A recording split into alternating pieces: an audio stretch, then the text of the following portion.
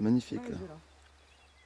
Alors là, on voit nous, le travail qu'on fait à la taille, c'est ça. C'est que une année sur deux, on va mettre les bois sur ce rang-là, l'année prochaine sur ce rang-là, d'accord. de façon à alterner le compostage des sarments, parce que ces sarments, ils ne sont pas exportés, ils ne sont pas brûlés, ils sont broyés. On a un broyeur à sarments, et donc tout ça est broyé hors sol, c'est-à-dire qu'ils sont soulevés, passés dans la machine, broyés très finement, et compostés sur place. En fait, ça veut dire que moi, je vais passer ensuite le labour sur cette parcelle, après le broyage, pour enfouir les broyats de sarments dans le sol, et donc composter tout ça.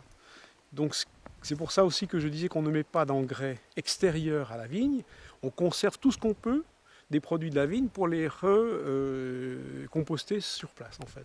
Et la vigne est un système qui est très peu gourmand en engrais extérieurs, pour autant qu'on n'exporte pas autre chose que le raisin.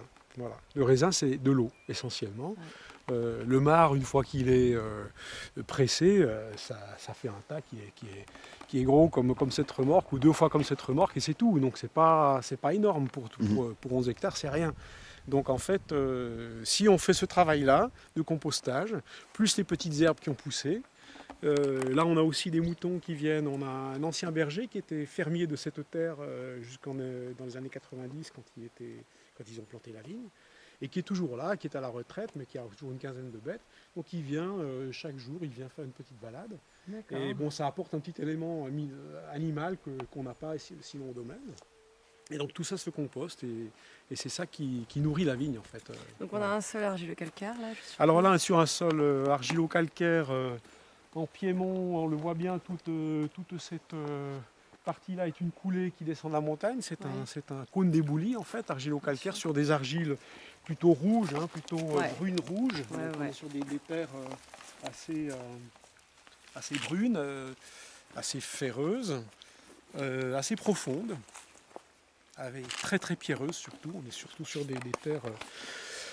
Là aujourd'hui, on a beaucoup travaillé à sortir les pierres, mais vous allez voir là-bas, il y a des tas de pierres de partout. Donc voilà, aujourd'hui on arrive un petit peu au bout de ce travail. Donc des terres qui sont assez précoces, parce qu'on est sur une exposition plein sud à Foulaquier, assez précoce, à 200 mètres d'altitude. Donc c'est intéressant pour la fraîcheur climatique. Et puis l'exemple du millésime 2009, il est parfait, parce qu'on est tout au nord du pic Saint-Loup. Ça fait pas... Quand on regarde sur une carte, c'est pas énorme, quoi. On n'est pas... Mais bon, comme je vous dis, il est quasiment rien tombé à Saint-Gély, 20 mm à Saint-Mathieu, 80 à Loret et 150 ici en 2010. Donc c'est un exemple. Chaque année, c'est pas comme ça, mais je veux dire, voilà, ça montre à quel point parfois. C'est l'intérêt de la région Pic Saint-Loup, il y a des petits microclimats un peu tout autour. Voilà. Et puis c'est l'intérêt d'être au nord du pic Saint-Loup par rapport à toute cette zone qui va quand même pratiquement jusqu'à Montpellier, quoi, Saint-Gély. Tout à fait. Donc voilà, ça c'est la caractéristique de Foulaquier. Seul bémol, je dirais, de cette vigne, c'est que on le voit ici, la Syrah, elle souffre énormément, elle souffre d'une mortalité, elle est fameuse. Taillée, là, hein. Vous l'avez, Oui, elle est taillée. Oui, une mortalité importante. On a beaucoup de mortalité. Donc la Syrah est un cépage qui souffre d'une, ce qu'on appelle nous une dégénérescence, c'est-à-dire que c'est une maladie qui n'est pas due à un champignon, à un virus, à une bactérie. Il n'y a pas de cause, disons, il n'y a pas de vecteur de cette maladie-là. C'est une maladie qui est vraiment dégénérescente. C'est-à-dire que petit à petit, les bourrelets de greffe, c'est ça le bourrelet de greffe, ça c'est le pied américain. Et ici, on a un point de greffe qui est quand même très gros, qui est très, très volumineux. Et on le voit, qui est tout cannelé, c'est-à-dire qu'il est... Il est plein de cannelures, quoi, de striures qui font que petit à petit, la sève a du mal à monter et à passer. Donc petit à petit, qu'est-ce qui se passe? La partie aérienne, la Syrah, dégénère et meurt. Donc le pied, il sèche. La partie en bas du pied américain, elle reste vivante, et parfois, même si celui-ci est mort, 2 ans après, tu le coupes en dessous et c'est vivant. Donc nous, ce qu'on a fait, ce qu'on continue, ce qu'on va refaire encore cette année, c'est qu'on scie ici, on regreffe, on coupe le pied qui est gros, c'est un machin comme ça, là.